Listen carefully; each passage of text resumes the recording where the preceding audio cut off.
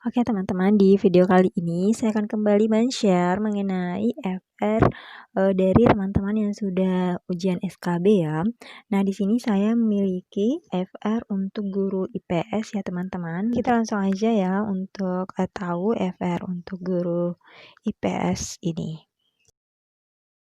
Assalamualaikum warahmatullahi wabarakatuh. Welcome to my channel calon guru baru. Sebelum lanjut, jangan lupa subscribe.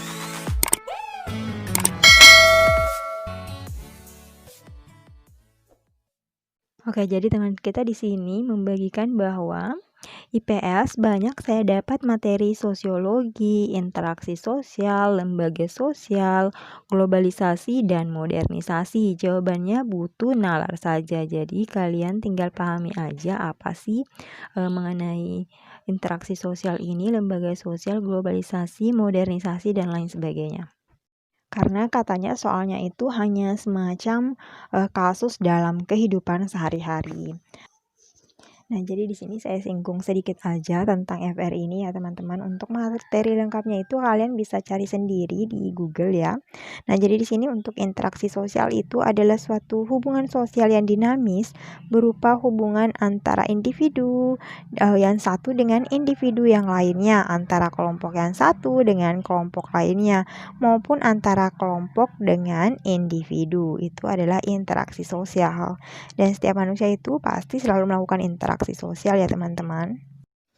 Nah, kemudian lembaga sosial atau dikenal juga sebagai lembaga kemasyarakatan adalah merupakan salah satu jenis lembaga yang mengatur rangkaian tata cara dan prosedur dalam melakukan hubungan antar manusia saat mereka menjalani kehidupan bermasyarakat dengan tujuan mendapatkan keteraturan hidup. Nah, selanjutnya modernisasi adalah proses perubahan masyarakat beserta dengan kebudayaannya dari hal-hal yang bersifat tradisional menuju modern. Sedangkan globalisasi pada hakikatnya merupakan suatu kondisi meluasnya budaya seragam bagi seluruh masyarakat di dunia apabila proses globalisasi muncul sebagai akibat adanya arus informasi. Jadi kalian harus bisa membedakan globalisasi dan modernisasi, jangan sampai di kasusnya itu membahas tentang modernisasi tapi kalian kira globalisasi ya teman-teman. Jadi kalian cari materi lengkapnya dan pahami mengenai poin-poin ini. Kemudian ekonomi ada hitung-hitungnya tentang elastisitas, permintaan, dan penawaran. Nah, jadi kalian pelajari juga ya, cari aja materinya di Google, kalian searching mengenai elastisitas ini, permintaan dan penawaran. Kemudian untuk hitung-hitungnya kalian juga pahami aja, cari aja materinya untuk materi ekonomi ini ya teman-teman. Nah, kemudian untuk geografi sendiri katanya dia mendapatkan tentang hitungan jarak suatu lokasi, skala peta, pendekatan-pendekatan dalam geografi. Jadi kalian coba pelajari tentang hitungan suatu jarak lokasi, tentang peta dan juga pendekatan-pendekatan yang ada dalam IPS geografi ya teman-teman. Nah, selanjutnya di sini ada tentang sejarah, yaitu pertanyaannya seputaran mengenai masa pergerakan, masa Orde Baru, masa Orde Lama, masa reformasi, kemudian dikaitkan dengan situasi saat ini. Jadi ini kayaknya juga perlu penalaran aja, asal kalian mengetahui aja mengenai sejarah tersebut ya teman-teman. Nah, jadi di sini FR-nya dia nggak membagikan mengenai kemampuan pedagogik, karena pasti sama aja sih yang muncul itu dari kisi-kisi atau FR yang saya sharing sebelumnya di video kemarin. Nah, untuk yang dia bagikan ini cuma mengenai kompetensi profesional untuk guru IPS terpadu. Jadi kalian pelajari aja kisi-kisi yang di-share-nya, nanti kalau masih ada lagi akan saya buatkan videonya lagi. Oke, di sini kita coba membahas beberapa soal ya teman-teman yang terkait mengenai FR guru IPS terpadu ini. Oke, ini yang pertama adalah mengenai interaksi sosial ya teman-teman. Dadang sering berkumpul bersama dengan temannya untuk sekedar mengobrol dan bersantai ketika berkumpul. Biasanya Dadang yang paling banyak memiliki gosip dan topik yang asyik untuk dibicarakan. Dalam komunikasi, Dadang ini termasuk dalam unsur apakah A. Komunikator, B. Komunikan, C. Pesan, D. Media, atau yang E. Efek. Nah, jadi di sini jawaban yang tepat tentu saja Dadang ini adalah sebagai komunikator ya, atau pengirim pesan atau informasi kepada teman-temannya. Sedangkan yang B ini komunikan. Komunikan di sini adalah teman-temannya. Mereka adalah penerima informasi atau pesan dari Dadang. Nah, yang C pesan adalah informasi atau seperti gosip, bahan-bahan topik pembicaraan yang disampaikan oleh Dadang. Nah, D adalah media apa yang digunakan untuk menyampaikan pesan tersebut. Yang E adalah efek atau reaksi atau timbal balik dari komunikan atau teman-teman Dadang terhadap informasi atau topik yang disampaikan oleh komunikator atau Dadang. Contoh soal berikutnya, nomor 2, bila seseorang telah mengadakan langsung seperti tatap muka, maka orang tersebut telah mengadakan apakah A. Interaksi, B. Kontak primer, C. Kontak sekunder sosial, D. Kontak sekunder langsung, atau yang E. Kontak sekunder tidak langsung. Maksud soalnya di sini mungkin seorang mengadakan pertemuan langsung ya teman-teman, seperti tatap muka ini. Nah, kira-kira jawaban yang tepat dari kelima choice ini yang mana nih? Nah, jawaban yang tepat di sini tentu saja adalah yang B, kontak primer, di mana kontak primer ini adalah kontak atau jika seseorang itu mengadakan pertemuan langsung atau tatap muka dengan orang lain. Nah, soal berikutnya, ini masih tentang interaksi sosial ya. Contoh tindakan yang termasuk interaksi sosial adalah apakah A. Eka melihat-lihat album foto, B. Sony membaca majalah detektif, C. Ira bersenandung di kamar mandi, D. Ibu Kun mengajar ekonomi di kelas 3 IPS, atau yang E. Dodi menendang-nendang kaleng di jalanan.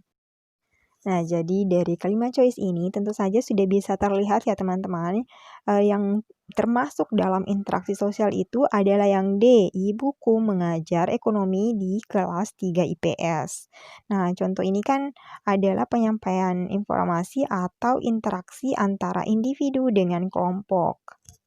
Karena di mana di poin A, poin B, C, dan E ini bukanlah merupakan interaksi sosial ya, karena mereka itu tidak ada interaksi dengan individu lain, tapi hanya melakukan kegiatan dengan benda mati.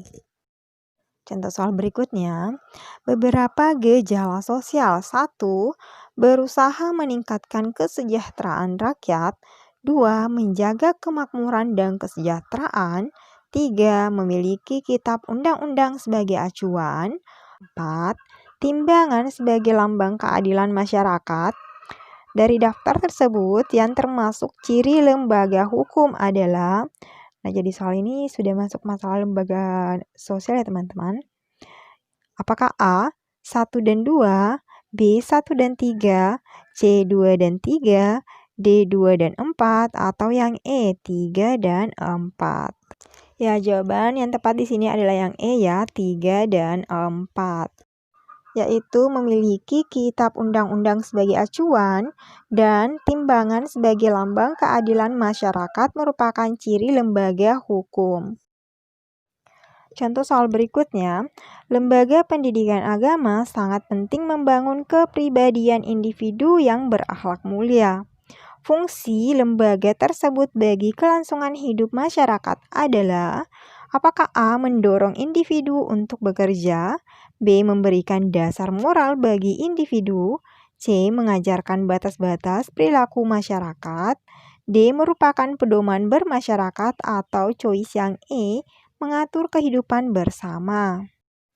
Ya, jawaban yang tepat adalah yang B ya, memberikan dasar moral bagi individu. Lanjut ke soal berikutnya, kemakmuran masyarakat akan terwujud jika setiap warga dibatasi hak miliknya. Pembatasan tersebut akan memberikan peluang bagi warga yang miskin untuk mendapatkan kebutuhan hidupnya. Paham dalam lembaga ekonomi yang membatasi individu dalam menumpuk kekayaan adalah sosialisme. Fungsi lembaga ekonomi dalam contoh tersebut adalah apakah A. mengatur jumlah hak milik negara, B. mengatur kebutuhan hidup rakyat, C. menciptakan kemakmuran rakyat, D. melindungi golongan yang kaya, atau yang E. membatasi golongan yang miskin. Ya, teman-teman, di sini jawaban yang tepat tentu saja adalah yang B ya, mengatur kebutuhan hidup rakyat. Kita masuk ke contoh soal berikutnya. Salah satu sebab terjadinya krisis moneter di Indonesia adalah, ini masuk ke soal sejarah ya teman-teman. Apakah A. Pembangunan sektor pertanian kurang mendapat perhatian, B. Pembangunan terlalu menitik beratkan pada sektor industri, C. Jumlah lembaga perbankan di Indonesia terlalu banyak, D. Industri dalam negeri kalah bersaing dengan industri luar negeri, atau yang E. Bangsa Indonesia masih sangat tergantung pada bangsa atau modal asing. Yang mana nih kira-kira jawaban yang tepat?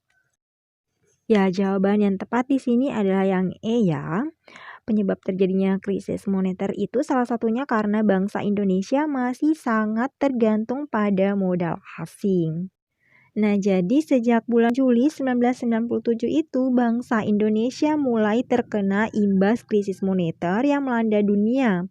Karena struktur ekonomi nasional masih lemah, Indonesia tidak mampu menghadapi krisis global tersebut. Ketidakmampuan Indonesia dalam mengatasi krisis moneter ini disebabkan bangsa Indonesia masih sangat tergantung pada modal asing, di mana bangsa Indonesia ini masih tergantung pada barang-barang impor. Contoh soal berikutnya, salah satu penyebab jatuhnya pemerintah Orde Baru adalah apakah A. Presiden Soeharto terlalu memegang kekuasaan pemerintahan, B. Pemerintah Orde Baru gagal mengatasi krisis multidimensional, C. Terjadinya demonstrasi-demonstrasi yang dilakukan para mahasiswa, D. Kegagalan Presiden Soeharto membentuk Dewan Nasional, atau yang E. Munculnya beberapa gerakan separatis di daerah. Nah, jawaban yang tepat untuk soal ini yang mana nih teman-teman? Ya, jawaban yang tepat adalah yang B ya. Pemerintah Orde Baru gagal mengatasi krisis multidimensional. Nah, jadi salah satu penyebab terjadinya atau jatuhnya pemerintahan Orde Baru itu adalah adanya kegagalan dalam mengatasi krisis multidimensional ini, seperti krisis politik, krisis ekonomi, krisis hukum, krisis kepercayaan, dan krisis sosial. Berikutnya, peristiwa yang disebut malapetaka 15 Januari atau malari terjadi karena apakah A. Protes mahasiswa terhadap masuknya modal asing ke Indonesia, B. Pembubaran secara paksa demonstrasi yang dilakukan mahasiswa, C. Adanya sentimen keagamaan dalam tubuh partai politik, D. Terjadinya krisis politik dan ekonomi yang melanda di Indonesia, atau yang E. Adanya kecurangan yang terjadi pada pelaksanaan pemilihan umum. Nah, jadi teman-teman, peristiwa malari atau malapetaka 15 Januari adalah peristiwa demonstrasi mahasiswa dan kerusuhan sosial yang terjadi pada 15 Januari 1974. Peristiwa tersebut terjadi saat Perdana Menteri Jepang, Kakui Tanaka, berkunjung ke Jakarta. Hal tersebut dijadikan momentum oleh mahasiswa untuk melakukan demonstrasi menolak modal asing masuk ke Indonesia. Saat itu terjadi pembakaran terhadap mobil-mobil produk Jepang. Jadi jawaban yang tepat adalah yang A. Protes mahasiswa terhadap masuknya modal asing ke Indonesia. Oke, kita lanjut ke soal berikutnya. Salah satu faktor internal yang menjadi latar belakang munculnya pergerakan nasional Indonesia adalah apakah A. Munculnya kaum terpelajar di Indonesia, B. Mulai berkembangnya industri di Indonesia, C. Kesadaran rakyat untuk meningkatkan kesejahteraan, D. Kepentingan dalam negeri yang semakin mendesak, E. Berkembangnya sekolah-sekolah barat di Indonesia. Nah, ini kira-kira yang mana nih jawaban yang tepat teman-teman? Ditanyakan mengenai faktor internal ya, latar belakang pergerakan nasional Indonesia. Nah, jadi salah satu faktor internal yang mendukung pergerakan nasional Indonesia itu adalah munculnya kaum terpelajar di Indonesia. Banyak para pelajar dan mahasiswa Indonesia yang berusaha keras membangkitkan semangat perjuangan bangsa guna mencapai kemerdekaan. Jadi yang tepat adalah choice yang A. Contoh soal berikutnya kita masuk ke ekonomi ya. Jumlah barang yang diminta dengan harga mempunyai hubungan yang apakah A. vertikal, B. horizontal, C. lurus, D. searah, atau yang E. berbanding terbalik. Nah, jadi di sini jawaban yang tepat yang mana nih? Ya, yang E ya, berbanding terbalik.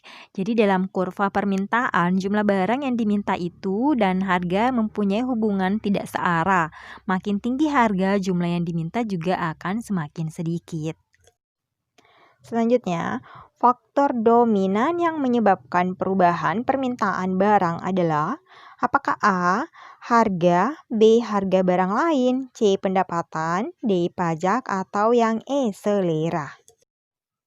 Ya, jadi faktor dominan yang menyebabkan perubahan permintaan barang itu adalah harga barang tersebut ya. Jadi jawaban yang tepat adalah yang A, harga. Oke, kita lanjut ke soal terakhir. Pernyataan yang benar tentang hukum permintaan adalah apakah A. kenaikan harga mengakibatkan turunnya jumlah barang yang diminta, B. kenaikan harga mengakibatkan bertambahnya jumlah barang yang diminta, C. turunnya harga mengakibatkan bertambahnya jumlah barang yang ditawarkan, D. turunnya harga mengakibatkan berkurangnya jumlah barang yang diminta, atau yang E. kenaikan harga mengakibatkan adanya excess demand. Ya, jadi teman-teman, hukum permintaan menyatakan bahwa harga barang naik, jumlah barang yang diminta turun. Demikian pula sebaliknya ya. Jadi jawaban yang tepat di sini adalah yang A, yaitu kenaikan harga mengakibatkan turunnya jumlah barang yang diminta.